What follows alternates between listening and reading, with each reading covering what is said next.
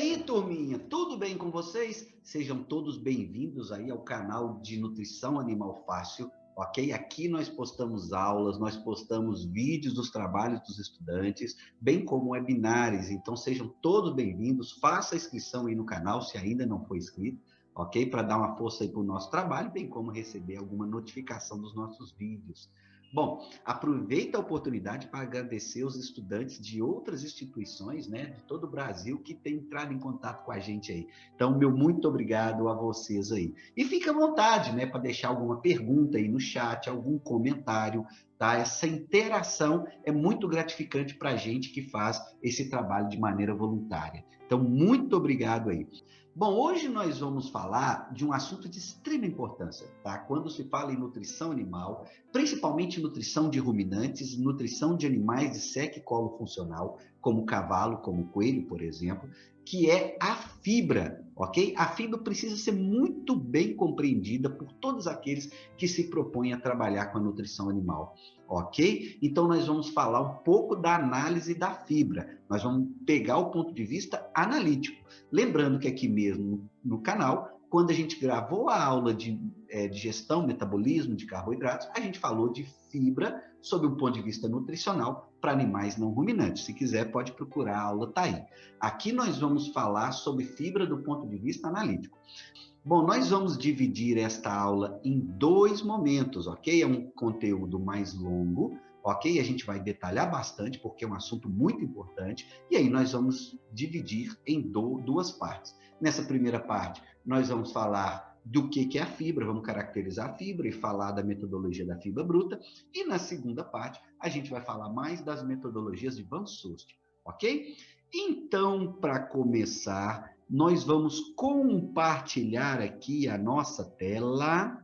Bom, eu sou o professor Luiz Carlos Machado, trabalho aí no IFMG Campus Bambuí. Vamos lá?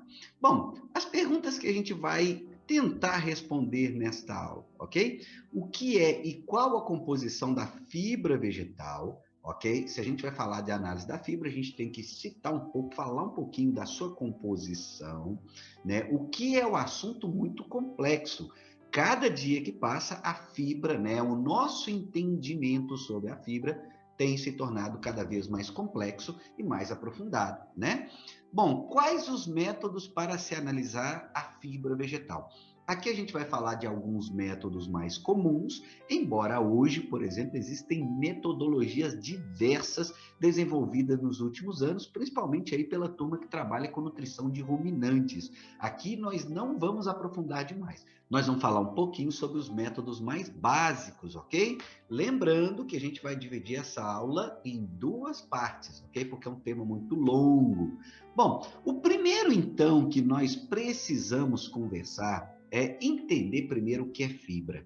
Aqui no canal a gente já falou um pouco sobre a fibra do aspecto nutricional. Aqui nós vamos falar da fibra em seu aspecto analítico, ok? Vai ser um pouquinho diferente. Se você quer saber um pouco a respeito da fibra, da importância da fibra na nutrição dos animais, tem vídeo aqui, ok? Dentro de metabolismo de carboidratos, estrutura e metabolismo de carboidratos, você encontra essas informações. Bom, a pergunta mais importante, então, o que é a fibra? Existem algumas definições, a mais clara para mim é a fibra são os componentes da parede celular vegetal que não são digeridos pelas enzimas produzidas pelos animais, ok? Traduzindo isso aí, são aquelas substâncias que vão estar presentes ali na parede celular vegetal. Aqui você pode ter uma ideia da célula vegetal aqui e da sua parede celular, né? Que não são digeridas pelas enzimas animais. Podem ser digeridas pelas enzimas produzidas por micro-organismos, como acontece, por exemplo, na câmara fermentativa de alguns animais, como, por exemplo, o rumen, ok? Bom, quais substâncias são essas? Bom, nós estamos falando de substância como hemiceluloses, que são um grupo de substâncias diferentes, a celulose, ok? Que tem composição química definida, as ligninas, ok? Dentre outras várias substâncias que compõem a parede celular vegetal, ok? Essa parede celular vegetal, só lembrando, ok? Ela aparece em toda célula vegetal e quanto mais velha for a planta, mais grossa, mais espessa, ok? Tende a ser essa parede celular vegetal. Inicialmente, a célula da planta forma uma parede celular primária, ok? E depois vai aumentando e formando uma parede celular secundária que vai dando a ela mais sustentação. E é óbvio que a composição química dessa parede celular primária e secundária são diferentes, né? Bom, quais substâncias estão presentes na fibra? Ok, a gente já citou inicialmente aqui, mas nós temos algumas que a gente chama de componentes minoritários. Além desses grupos que a gente falou, nós podemos ter também cutina, ok? Pectinas, ok? Nitrogênio não proteico, sílica, dentre outras substâncias que podem estar presentes aí no que a gente chama de fibra, ok? Bom, aqui só para a gente ter uma ideia, tá? Na verdade, a parede celular vegetal é uma bagunça feita com todas essas substâncias entrelaçadas, ok? Aqui fica muito claro nessa figura, tá? Uma substância entrelaçada com a outra, misturada, ok? Onde a gente tem principalmente celulose, hemiceluloses, ligninas, pectina. A pectina, ou substâncias pépticas, vão ali grudar uma célula vegetal na outra, ok? É uma substância com ação cimentante que vai agregar uma célula à outra, ok? E ela vai ser extremamente importante, a parede celular vai ser extremamente importante para o crescimento, para a sustentação da célula vegetal. Então, sob o ponto de vista analítico, nós podemos dividir a célula vegetal em duas frações distintas. Nós podemos chamar de conteúdo celular, ok? Aquilo que está dentro da célula ou que é facilmente solubilizado, tem uma solubilidade elevada, como, por exemplo, carboidratos, proteína, amido, lipídios, estão lá dentro da célula, ok? As pectinas que estão fora das células, mas são altamente solúveis, ok? São contabilizadas como conteúdo celular, embora esteja na parede celular, ok? Então, nós temos dentro da célula, mais as pectinas, conteúdo celular, ok? E a parede celular, com uma propriedade química, físico-química, fisiológica, um pouco diferente do conteúdo celular, caracterizada pela presença de celulose, hemiceluloses, ligninas, proteína lignificada, sílica, cutina, dentre outras substâncias. Ok? Veja aqui, mais uma vez, que quando a gente fala de hemiceluloses, nós estamos falando de um grupo de substâncias, normalmente com 5, 6 carbonos, xilose, arabanos, beta-glucanos e várias outras substâncias aí que compõem essa fração. Ok? E as ligninas, nós estamos falando de um polímero altamente insolúvel, ok? Difícil de ser degradado, as ligninas, ok? Que não é carboidrato. Vamos chamar a atenção que celulose, hemiceluloses, pectinas, ok? São todos carboidratos, mas as ligninas não, são outra constituição mais complexa, ok? Bom, e aí, hoje, né, a gente vai falar de outros métodos mais para frente, métodos mais tradicionais, mas eu quero destacar uma coisa muito importante que nós temos hoje quando se fala em fibra, tá? Há 20 anos atrás, quando eu era ainda estudante de zootecnia, a fibra ainda era tida como um fator antinutricional. Ou seja, fibra era uma coisa ruim, era uma coisa que ocupava espaço dentro do alimento para o animal, mas que não trazia aí grandes benefícios. Bom, hoje, né, 2021, o nosso olhar sobre a fibra é bastante diferente, principalmente a partir de uma maior evolução de animais de companhia, da nutrição de animais de companhia, cães e gatos principalmente. Então, hoje em dia, principalmente para esses animais, cães e gatos, a fibra tem um papel fundamental, ok, para a saúde intestinal, o que é importante para a saúde e longevidade do animal, ok? Então, hoje, a nossa ideia, a nossa percepção sobre aquilo que é fibra é muito diferente. Fibra hoje é uma coisa muito boa, desde que seja bem equilibrada. E é claro que quando se fala em animais de companhia, a fibra tem que ser muito bem equilibrada, mesmo porque o cheiro das fezes, a consistência dessas fezes depende muito do equilíbrio destas várias fibras que a gente tem. Na verdade, veja que nós não estamos falando de uma fibra, nós estamos falando de várias parcelas de fibra. Talvez o nosso maior erro quando se fala em fibra é achar que fibra é uma coisa somente. Na verdade, a fibra é um grupo de substâncias com diferentes características, ok? Então é óbvio que eu tenho que conhecer essa fibra mais a fundo. Tá? Um dos diferenciais da análise de Van Soest, que nós vamos falar, é justamente que ela proporciona aí um maior conhecimento das frações da fibra, ok? Então hoje, de um ponto de vista mais moderno, nós temos muito considerado aqui na alimentação desses animais, cães e gatos, a fibra solúvel e a fibra insolúvel. Nós vamos falar mais para frente de outra classificação, mas já apresento para vocês que isso aqui é assunto muito importante. A fibra solúvel seria o substrato para fermentação microbiana ali, a nível de intestino grosso, claro, né? Podendo também aumentar a viscosidade do bolo alimentar, aumentar a saciedade. Então é interessante que ela esteja bem equilibrada quando se fala nesses animais, ok? Mas a fibra insolúvel também é muito importante no sentido que aumenta a taxa de passagem, aumenta o peristaltismo intestinal. Isso é muito interessante, ok? Para que se regule a correta taxa de passagem do animal, além de poder reter água, aumento da massa fecal e o peso das fezes. Então vejam aqui que deve haver um equilíbrio entre essas duas frações quando se formula para cães e gatos. Até mesmo para outros animais, como por exemplo coelhos, ok? Nós trabalhamos muito bem o equilíbrio da fibra insolúvel, que naquela espécie é dada como FDA, ok? Lignocelulose, tá? Para que haja um correto trânsito intestinal, o que reverbera em maior saúde do animal.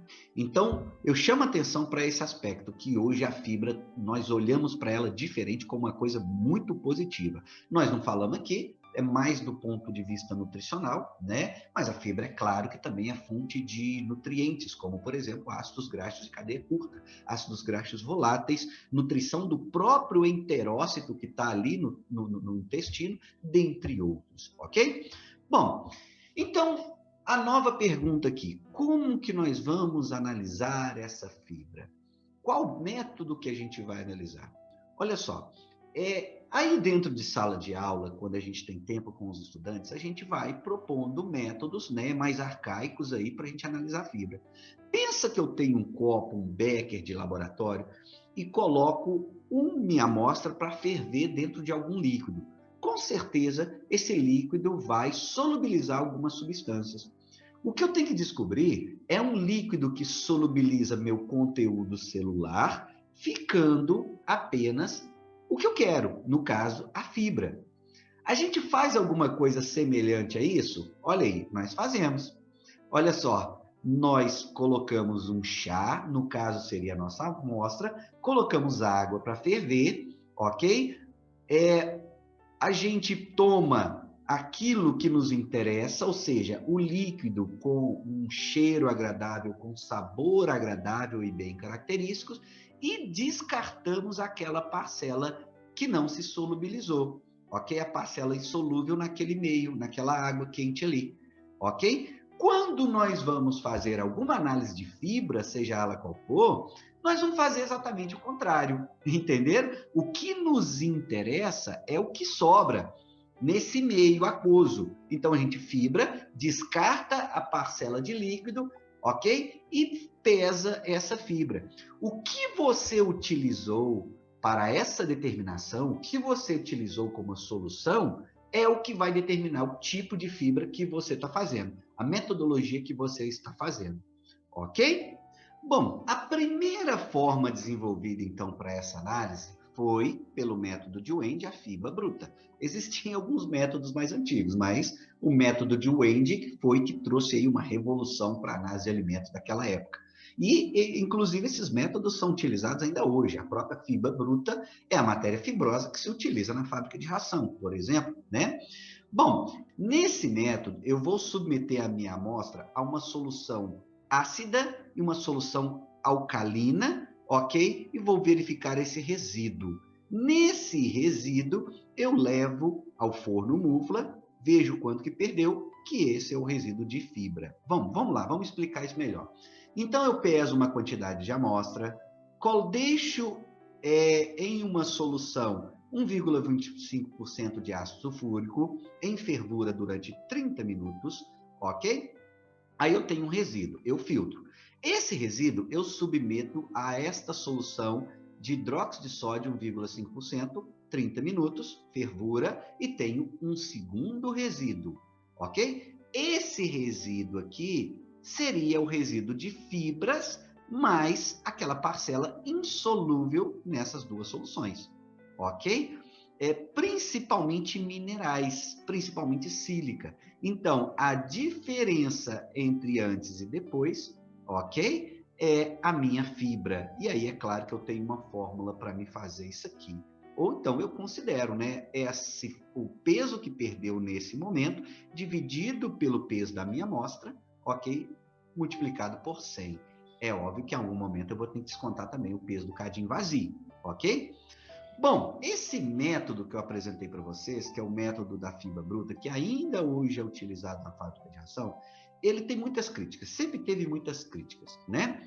Ele é totalmente empírico. Por que 30 minutos? Por que ácido sulfúrico 1,25%? Ok? Por que hidróxido de sódio? Né?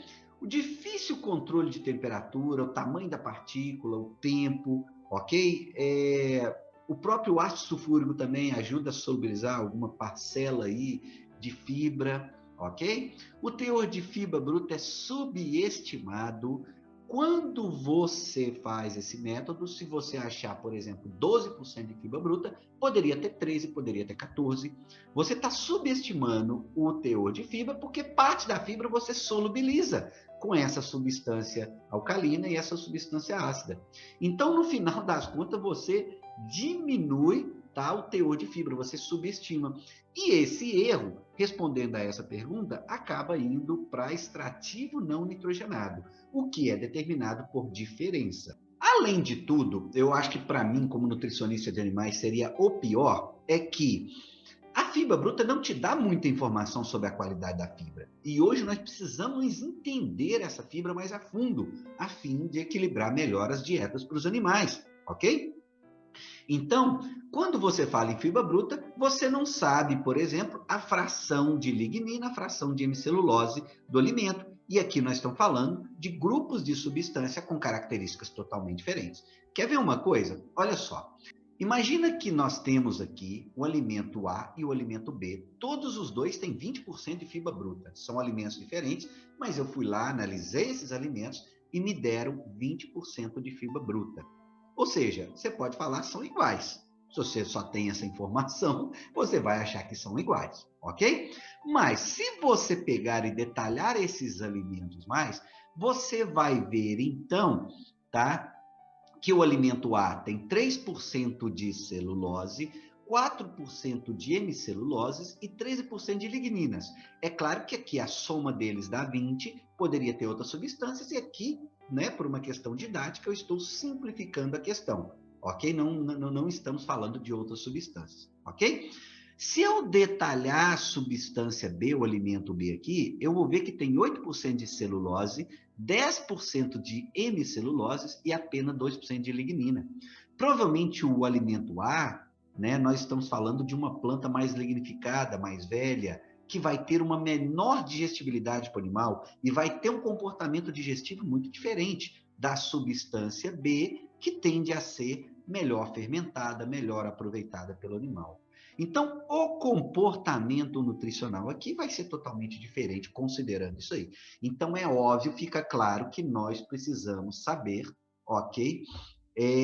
Quanto que tem de cada fração dessa aí na fibra, se a gente quiser trabalhar de uma forma mais eficiente, ok? Bom, só para lembrar aqui que, embora seja antiga e cheia de problemas, ainda é utilizada na fábrica de ração, né? Quando você fala aqui de matéria fibrosa, fibra bruta que vem na rotulagem, ok, a gente está falando desse método antigo, arcaico, ultrapassado, né? Assim como grande parte da legislação, né, do Ministério quando se fala em rotulagem. né, esses níveis nutricionais muitas vezes não atendem, ok? Isso aqui precisava de uma revolução. É claro que, em alguns anos atrás, eles incluíram a necessidade de FDA, você citar o nível máximo de FDA para algumas espécies, mas em outras espécies, como coelhos, nós precisávamos, por exemplo, exatamente do nível mínimo de fibra para a gente falar em qualidade de rações para esses animais, ok? E infelizmente isso não nos atende. Turminha, então nessa primeira parte dessa aula, que é longa, nós vamos ficar por aqui, ok? Agradeço vocês. Se não for inscrito ainda no canal, faz aí a inscrição nesse canal para dar um apoio para o nosso trabalho, bem como para receber notificação dos nossos vídeos. Aguardo vocês lá na segunda parte desse vídeo, quando a gente vai aprofundar um pouco mais falando das análises propostas por Van Soest, ok? Um abração para todo mundo, felicidades!